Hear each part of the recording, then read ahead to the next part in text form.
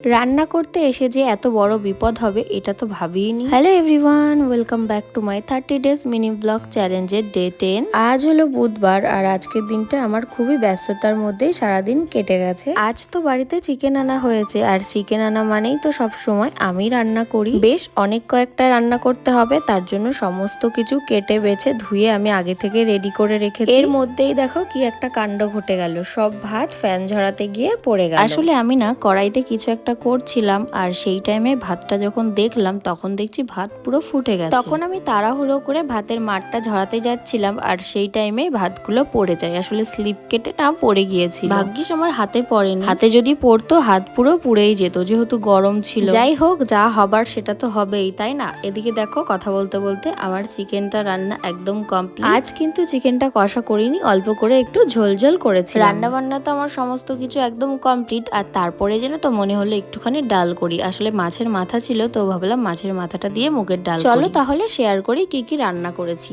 আজকে মাংস করেছিলাম, মাছের মাথা দিয়ে মুগের ডাল, তার সাথে আমাদের গাছে ধরেছিল বেগুন, তো সেই বেগুন ভাজা, পাপড়, তার সাথে করেছিলাম মাছের ডিম দিয়ে বেগুন দিয়ে আলু দিয়ে একটা ভাজা। যেই খেতে বসেছি আর তখনই আকাশটা একদম কালো হয়ে এসছে আর চারিদিক দিয়ে হাওয়া দিচ্ছিল। আর কিছুক্ষণের মধ্যেই শুরু হয়ে যায় বৃষ্টি, প্রচন্ড পরিমাণে হাওয়া আর ঝড় বৃষ্টি হচ্ছে। আমাদের এখানে এই কয়েকদিন থেকে প্রায় বলতে গেলে দুপুরবেলার দিক করে ঝড় বৃষ্টি শুরু হয়ে যাচ্ছে। এই বৃষ্টির কারণে মাঝে মধ্যে আমাদের ঘরের ভিতরে জল চলে আসছে। এই যে দেখছো এই টিনটা, এই টিনের এখান দিয়ে না জল পড়ে সব ঘরের ভিতরে পুরো জল ঢুকে যায়। আজকে সারাদিনে কিছু না কিছু একটা খারাপ হয়েই চলেছে। আমাদের ওপরের ঘর যেহেতু এখনো কমপ্লিট হয়নি আর তাছাড়া জানলা টানলাও সেরকম ভাবে লাগানো হয়নি, তার জন্য দেখো এই ঘরের ভিতরেও কিন্তু বৃষ্টি হলে জল চলে আসে। তোমরা তো জানোই আমি টিউশন পড়াই, তার জন্য দেখো 3টে থেকে পড়ানো ছিল আর তখন তো বৃষ্টি হচ্ছিল, তার জন্য কেউ আসতে পারেনি আর তারপরে সবাই এসেছিল পড়তে। ওদেরকে ছুটি দিয়ে দেখো আমি এদিকে রেডি হয়ে নিয়েছি। আসলে আমাদের এখানে একটা মেলা হচ্ছে, কীর্তনের মেলা, তো সেখানেই যাব। দুদিন পর যেহেতু আমি একটা জায়গায় যাব,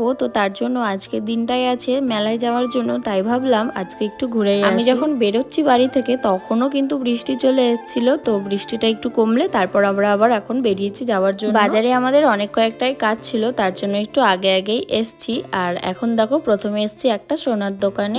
না সোনা কিনতে একদমই আসিনি, আসলে আমাদের প্রধানমন্ত্রী তো বলেই দিয়েছে সোনা কিনতে না, তার জন্য আর সোনা কিনতে আসিনি। আমার হাতে এখন যে পায়ের আংটিটা দেখছো, তো এর সাথে আরেকটা, তো ওটা না হারিয়ে গেছে, মানে আমার শাশুড়ি মায়ের ছিল তো ওটা হারিয়ে ফেলেছে। তাছাড়াও পুরনো কিছু রূপো ছিল, তো সেইগুলো দিয়ে শাশুড়ি মায়ের জন্য একটা পায়ের আংটি নেওয়া হলো। তারপর তো আমরা একটা জুতোর দোকানে এসেছি, আসলে আমার একটা জুতো নেওয়ার ছিল, তো এই যে কিছু জুতো দেখছিলাম, তবে সেমন একটা আমার পছন্দ হয়। কয়েকটা দেখার পর এই জুতোটা আমার একটু ভালো লেগেছে, তো তার জন্য ওই জুতোটাই নিয়েছি। তোমাদের তো বললামই যে আমাদের এখানে একটা কীর্তনের মেলা হচ্ছে, তো দেখো এখন সেখানেই যাচ্ছি। আর চারিদিকে বৃষ্টি হওয়ার জন্য না রাস্তাঘাটের অবস্থা খুবই খারাপ ছিল। এখানে মেলায় ঢুকতে সামনেই এখানে তোমরা পেয়ে যাবে ঠাকুরের দর্শন। আসলে এখানে সমস্ত ঠাকুরকে না সুন্দর করে সাজিয়ে রাখা হয়েছে। এরপর আমরা মেলার ভিতর চলে আসি, আর মেলার ভিতর না সেমন কোনো মানুষ ছিল না, শুধুমাত্র এখানে কয়েকজন ছিল যারা কীর্তন শুনছিল। চারিদিকটা তোমরা ভালো করে দেখলেই বুঝতে পারবে যে মেলার ভিতর এবার সেমন একটা কোনো দোকানও বসেনি, তাছাড়া লোকজনও সেমন একটা ছিল না। অন্যান্য বার